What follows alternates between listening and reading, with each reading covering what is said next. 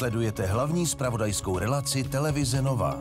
Dnes s Renátou Čadernovou a Petrem Suchoněm. Přejeme hezký večer, začínají televizní noviny, vítejte. Dobrý večer. Česko se vzpamatovává z mimořádně silné bouře. Vítr lámal stromy, voda zaplavila sklepy. Na některých místech napadaly desítky centimetrů krup. Prezident České republiky u soudu Miloš Zeman dnes v Praze vypovídal jako svědek v kauze Lidový dům. Zkouška z matematiky bude povinnou součástí státních maturit. Sněmovna přehlasovala prezidenta, který novelu školského zákona vetoval.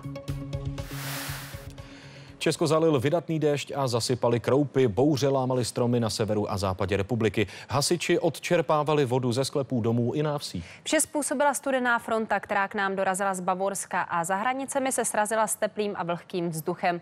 Bouřky proto byly mimořádně silné.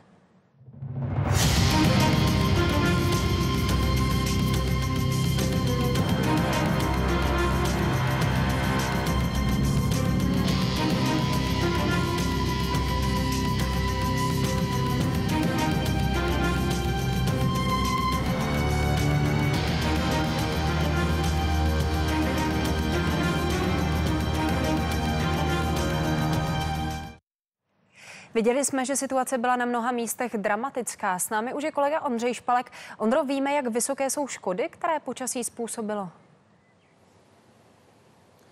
Dobrý večer, tak nějak přesněji ty škody ještě určitě sečteny nebyly. Dá se ale očekávat, že v rámci celé té zasažené části republiky by se mohlo jednat o miliony korun. Lidé s pomocí hasičů nejčastěji bojovali s ucpanými kanalizacemi, kamením, čerpali vodu a naplavené bahno ze zatopených sklepů, kotelen a garáží nebo odklízeli zlámané stromy a větve. Největší škody budou na majetku domácností, samozřejmě pak také na zahradách a na polích. Pojišťovny budou ty škody teprve sčítat. Velké problémy byly samozřejmě v dopravě. Lidé při té bouřce v autech raději zastavovali. No a v Německu na severní hranici s Českem tratě zasypala zemina, do které pak narazil nákladní vlak a částečně také vykolejil. Železniční spojení bylo přerušené a po této trati se do Německa lidé nedostali a až do odpoledne museli využívat náhradní autobusovou dopravu. Na přesnější popis toho, jak bouřka naší republikou postupovala a co všechno také způsobila, se už podívejte v následující reportáži.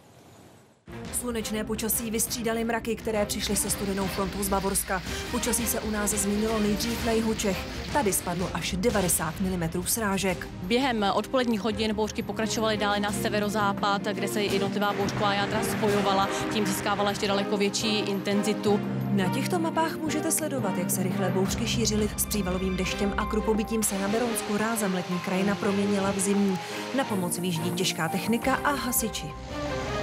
Zásahoval na ten den zvýšila až 60krát. Během prakticky 10 minut nestíhali okapy, přišla druhá vlna tady z polí, no a ta nás tady prakticky vytopila všechny. Bouřka udeřila i na Kladensku a na Praze západ. Dohromady jsme měli přes 160 událostí, které se týkaly hlavně čerpání sklepů a odstraňování těch přívalových dešťů. Ty postupovaly dál na sever. V noci nejvíc zasáhly Děčínsko a Litoměřicko. Sklepy domů v Libochovicích byly plné nánosů bahna, hnoje a popadaného listí. Těch chrup bylo na silnici 50 cm. Lidé se v noci ani dnes nedostali vlakem do Drážďan. Podmáčená zemina zasypala trať na česko-německých hranicích a do ní najel nákladní vlak. Vlak za mnou je ten, který v noci vykolejil. Technikům se ho zpátky na koleje podařilo dostat během rána. A teprve teď v poledne technici dokončují veškeré práce na železnici. Náhradní dopravu se podařilo nakonec zajistit mezi Ústí nad Labem a Drážďany. Je to proto, že to města spojuje dálnice. Mezinárodní vlak Eurocity začal opět jezdit odpoledne. První regionální spoje vyjedou až zítra. Karla Mráčková a redakce televize Nova.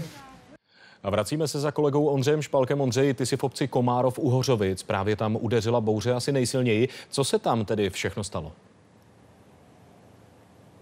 Ano, tak já jsem se o tom bavil dnes odpoledne s několika místními a ti se v podstatě shodovali na tom, že přestože tady už před několika lety zažili povodně, tak to, co včera, tak to tady ještě nebylo. Ostatně podívejte se sami, ještě více než po 24 hodinách jsou tady následky řádění té bouřky ještě vidět. Tyto kroupy, ty jsem nikdo nenahrnul, ty tady takhle vysoko prostě byly.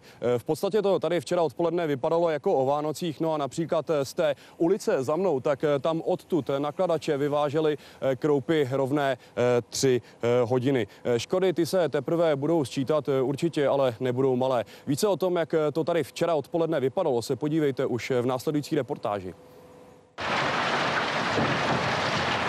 Komárov v pondělí před 17. hodinou. Vyjít na ulici se nikdo neodváží. Lidé ale berou do rukou mobily a natáčejí. Zelené zahrady se během pár minut mění v bílé pláně. Obec vypadá jako v polovině ledna. Kroupy jsou všude. Tohle lidé vyfotili v centru obce krátce poté, co přestal led z nebe padat.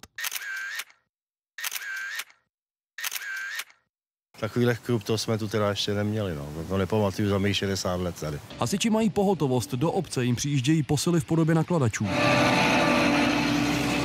Většinou všechny ty kroupy ze všech stran tak se prostě sesunuly tady vlastně do tohohle z toho pásma a tady hlavně do té zadní ulice. Metráky krup hrnou nakladače do potoka, silnice se daří zprůjezdnit. Takhle vypadá Komenského ulice včera a dnes. Lidé začínají sčítat škody. Celý tady promálčený. Odnesli to střechy, stropy, sklepy. Zahrádky jsou na padrť. Ty kytky tady, to byly begonie, ty krásně kvetly, všechny zničeny. Co proto dostali od bouře i nedaleké Hořovice. Takhle včera odpoledne vypadalo náměstí. Kvůli průtrži zůstalo několik domů bez elektřiny, voda vyplavila sklepy. I tady se odklízely následky ještě dnes. Jedno pozitivum, ale řádění živlu přece jen má. Koulovačka na konci května má něco do sebe. Pecka, super. Ondřej Špalek a redakce Televize Nova.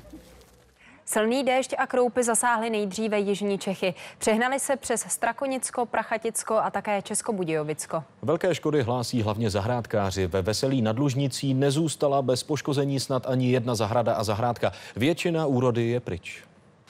Stačilo jen několik minut a kroupy v zahradách ve Veselí nad Lužnicí způsobily spoušť. Ovocné stromy